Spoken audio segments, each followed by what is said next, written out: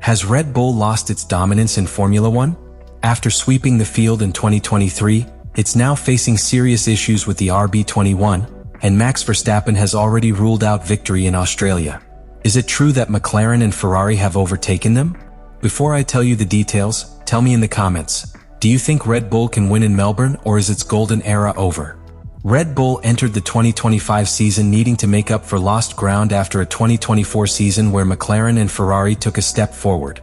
The RB21 isn't a total revolution, but rather an evolution of the RB20, with tweaks designed to correct issues that compromised its performance on certain circuits. On paper, these changes should make the car more competitive, but preseason results have raised questions. One of Red Bull's main focuses with the RB21 was to improve the car's consistency across different track conditions. To achieve this, they maintained the aerodynamic philosophy that had brought them success in recent years, retaining the high downforce rear wing and vertical air intakes on the side pods. However, they introduced key modifications to the suspension, cooling system, and weight distribution to optimize the car's response in slow corners and improve tire degradation during long runs. The rear suspension was redesigned with a multi-link setup and variable damping rates, a decision made to reduce the RB20's stiffness, which hampered stability on bumpy circuits.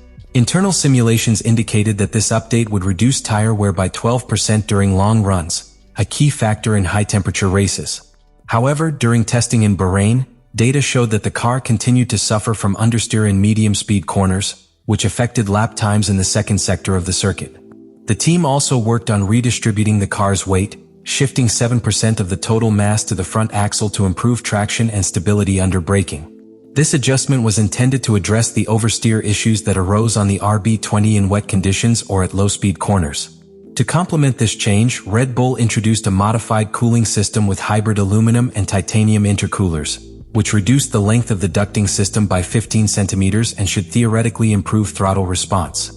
Despite this, during testing in Bahrain, Liam Lawson reported delays in power delivery on corner exit, suggesting that the team still needs to fine-tune the integration of the energy recovery system with the internal combustion engine. On paper, the modifications to the RB21 had the potential to make it a more versatile and race-efficient car, but preseason data indicates that they have not yet achieved the ideal balance. The car remains competitive in high-speed corners, matching McLaren in fast sectors, but struggles with traction and stability issues in slow corners, which could cost it valuable time on street circuits like Melbourne. The RB21 was supposed to address the weaknesses of the RB20, but preseason data revealed that several issues remain, and some have even worsened. The combination of optimized aerodynamics, suspension tweaks, and weight redistribution has not been enough to ensure the balance Red Bull needs to remain competitive. The first issue lies in performance in slow corners. During testing in Bahrain, the RB21 struggled in sectors where speed is low and traction is key. The new suspension geometry, designed to improve stability and reduce tire wear, has not had the desired effect. In the mid-phase of slow corners, the car understeers, forcing drivers to delay acceleration and losing time at the exit. This was evident at turns 4 and 11 of the secure circuit, where the RB21 lost up to 0.3 per lap to the McLaren. Another critical point is traction efficiency. Despite adjustments to weight distribution, which aim to improve corner exit and braking stability, telemetry records indicate that the RB21 continues to lose time when applying power out of low-speed corners. Compared to Ferrari and McLaren, the car's response is less immediate, meaning drivers must modulate the throttle more carefully to avoid premature tire wear. On long runs, this translates into 18% greater tire degradation compared to Mercedes, a worrying fact for a season in which tire management will be key. The energy recovery system also presents issues that affect performance on the straights and corner exits. The integration of the Honda engine with the new ERS management software is not working as expected. During testing in Bahrain, Max Verstappen and Liam Lawson reported delays in power delivery, impacting acceleration performance. On long straights, the RB21 loses 0.15 seconds per lap due to less efficient energy recovery and deployment, a difference that can be decisive on circuits where top speed is key. Reliability is another concern. Red Bull had the lowest cumulative mileage in preseason testing, completing only 304 laps in Bahrain. During a race simulation, the team was forced to stop the car after 47 laps due to an engine water pressure issue. Furthermore, overheating in the power unit limited the testing program and forced engineers to use conservative engine maps. The lack of running time affects the team's ability to draw accurate conclusions about the car's performance and increases uncertainty ahead of the opening races of the season.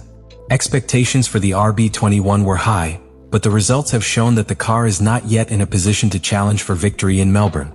Red Bull's engineers must quickly find solutions to minimize understeer in slow corners, improve the integration of the energy recovery system, and increase reliability. Otherwise, the team risks starting the season at a disadvantage to McLaren and Ferrari. Max Verstappen has been clear in his statements before the start of the season. Unlike in previous years when he arrived confidently and certain that Red Bull had the most competitive car on the grid, this time his tone has been completely different. In several interviews, the reigning world champion has acknowledged that the RB21 is not in a position to challenge for victory in Melbourne, something that hasn't happened since the early hybrid era, when Mercedes clearly dominated. The Dutchman has identified 3 key issues affecting his confidence behind the wheel. The first is the car's reaction to the curbs. The new suspension setup, designed to reduce the RB20's extreme stiffness, has had an unexpected side effect. When negotiating raised curbs such as those at Albert Park, the car transmits excessive vertical load to the rear axle, destabilizing the rear end and forcing the driver to constantly correct the trajectory. This presents a particular problem on a circuit where aggressively negotiating curbs is essential to maximize speed through fast corners. The second issue he highlighted is inconsistent braking. Red Bull has implemented a new brake-by-wire system, with optimized software to manage brake distribution based on fuel consumption. However, during testing in Bahrain, Verstappen detected variations in brake balance migration, meaning the car doesn't offer the same braking feel on every lap. This behavior forces the driver to constantly make manual adjustments, something that in the middle of a race can be an unnecessary distraction and compromise precision in overtaking or defensive maneuvers. The third critical point is the power delivery of the energy recovery system. During preseason testing, it was noted that the RB21 suffers from a drop in power availability on long straights, due to the new MGUK calibration prioritizing energy conservation over immediate delivery. In practical terms, this means the car doesn't have the same acceleration as in 2024, losing up to 0.15 seconds per lap in this area alone. Verstappen has expressed concern that this difference may be difficult to compensate for with aerodynamic improvements or setup tweaks. Despite these issues, the Dutchman remains hopeful that Red Bull can improve the car with updates in the opening races. However, he also acknowledged that McLaren has made a significant step forward and that, at this point, they appear to be the favorites to win in Australia. The question remains, how long it will take Red Bull to fix these issues and whether Verstappen will have a car competitive enough to defend his title throughout the season. Red Bull arrives in Melbourne in a completely different position than in recent years. In 2023, the team dominated with a car that seemed unbeatable, while in 2024, signs of weakness began to emerge against an emerging McLaren. Now, with the preseason results, it's clear that the RB21 isn't ready to challenge for victory in Australia, at least in its current configuration. Problems in slow corners, inconsistent power delivery, and unreliability have put the team in a challenging situation. The new aerodynamic package and suspension modifications haven't yielded the expected results, and Max Verstappen has made it clear he's not confident Red Bull can compete against McLaren in the first race of the year. This doesn't mean the team is out of the championship fight, but it does mark a difficult start in which every point will be crucial to stay in the fight. For Melbourne, Red Bull has brought forward a package of improvements originally planned for Imola. This includes a revised front wing and new solutions to the car's floor to correct understeer and improve overall balance. However, there is a risk that these changes could create new problems, such as porpoising on the resurfaced sections of the circuit. The big question is whether these tweaks will be enough to close the gap with McLaren and Ferrari, or if the team will have to wait until the European Tour to regain lost performance. The outlook for Red Bull isn't encouraging, but it's not definitive either. History has shown that the team has a great capacity for development throughout the season. The key will be how quickly they can address their weaknesses before McLaren and Ferrari gain too much of an advantage. The pressure is on the Milton Keynes engineers to find solutions quickly, as a poor start could complicate their title hopes. The season is just getting underway, but all indications are that the championship battle will be much tighter than in previous years. If Red Bull fails to address its issues in the coming races, we could be seeing the end of its dominance in Formula One.